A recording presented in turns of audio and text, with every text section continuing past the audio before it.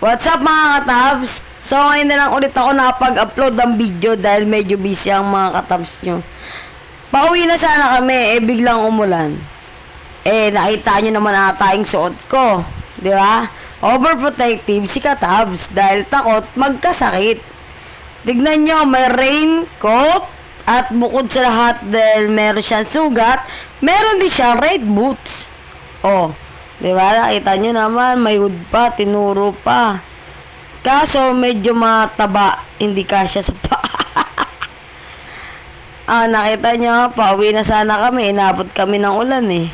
No choice, bababa si katabs ng nakaboots. Oy, kita-kita nyo naman yan.